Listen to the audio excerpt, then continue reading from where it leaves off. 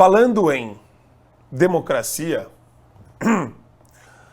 sexta-feira teve o julgamento, né, a definição do julgamento da inelegibilidade de Jair Bolsonaro, e nós temos aqui Alexandre de Moraes dizendo que Bolsonaro inelegível é a resposta do tribunal a degradante populismo renascido a partir das chamas do discurso de ódio, ou dos discursos de ódio. Poético isso daí. Forte. Forte. Ele para escrever isso, ele estava inspirado ou não? Será? Ele fez um discurso repleto. Há bastante tempo, né? Ele está inspirado. Vamos combinar que se tem uma coisa que ele está inspirado. Ele fez um discurso repleto de críticas ao ex-presidente. Disse que a reunião de Bolsonaro com embaixadores, objeto da análise desse julgamento, teve a finalidade de conturbar o processo eleitoral e convencer o eleitor da iminência de uma grande conspiração para fraudar as eleições de 2022, o que não faz parte da atribuição presidencial segundo Alexandre de Moraes. Ele reproduziu algumas frases de Bolsonaro e, bem, no fim ele ainda meteu um "eu avisei". O candidato Jair Messias Bolsonaro não poderia alegar desconhecimento sobre o posicionamento das premissas para as eleições de 2022, do que seria abuso dos meios políticos e de comunicação, porque a corte já havia definido. E, bem, aqui nós temos um final de semana que foi também repleto de manifestações artísticas. E eu quero começar com a primeira.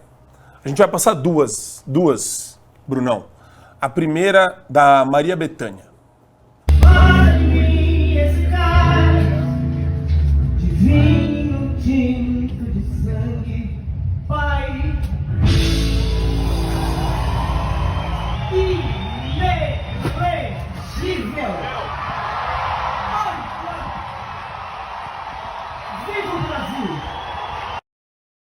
E nós temos outro trecho também do show do Gilberto Gil.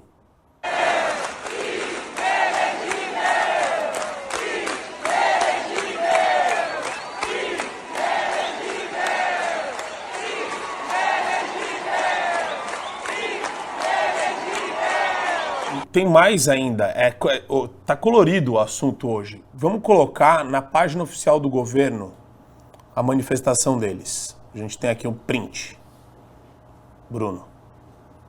Aí, ó. Grande dia. E é engraçado porque eles colocam, né, essa manifestação de maneira até bastante irônica, fazendo alusão ao que está acontecendo, ao que aconteceu na sexta-feira. Geisiane, como é que a gente encara essa situação de disfuncionalidade total? E, assim, uma coisa que o pessoal me pergunta muito, a gente se desespera calmamente? O que a gente faz diante de tanta injustiça acontecendo? Bom dia, Marco Antônio, de novo. Veja, é interessante que esse print mostrando lá o grande dia demonstra que, na verdade, nós não estamos dentro do campo da política quando a gente está falando a respeito de um governo que está em exercício e uma oposição. Não é isso que está acontecendo no nosso país. O que tem acontecido é uma verdadeira ditadura em que parte do governo que compõe essa ditadura, que está ali do lado a lado, né, fazendo esse autoritarismo dentro do nosso país, comemora a perseguição ostensiva e injusta dos seus opositores. E por que eles fazem isso? Porque não se discute com o comunista. O comunista nunca quer deliberar com você.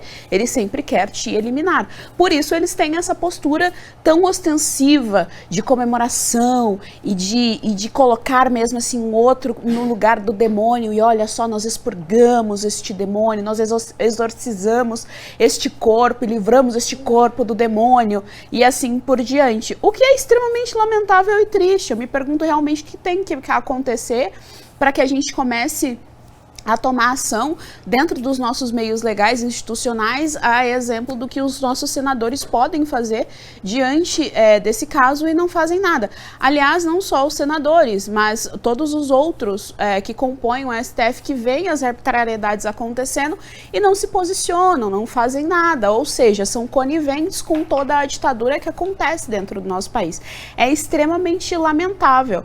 Quanto à classe artística, é interessante porque se tem uma classe que tem que defender a liberdade de expressão, a liberdade das ideias e não colocar ali um rótulo de que fulaninho de tal é fascista e simplesmente, de maneira totalmente injusta, tirar os direitos políticos daquela pessoa, essa classe interessada é a classe artística, porque ela trabalha com pré-requisito da criatividade, você tem que ter a liberdade para criar a sua arte. Então muito me surpreende ver a classe artística endossando a ditadura. Veja, a ditadura que nós vivemos é uma coisa tão peculiar que quando aconteceu lá atrás, em 64, a classe artística, na verdade, se opunha, né? Então, Chico Buarque se opunha, a própria Maria Bethânia. A Maria Bethânia, o Caetano Veloso fez uma música para ela, que o nome é Maria Bethânia, e ele faz essa música no exílio. Ele está fora do país e é como se ele escrevesse uma carta para ela, pedindo notícias, dizendo que está com saudades dela, porque ele estava exilado do país.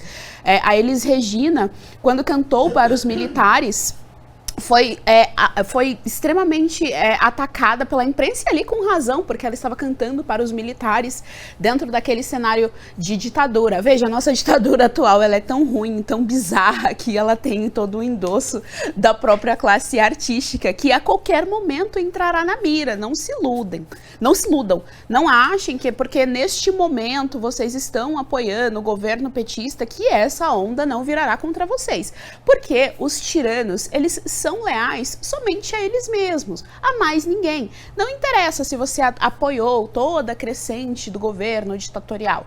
Quando você menos esperar, aquele dedinho vai apontar para você e você automaticamente entrará na mira.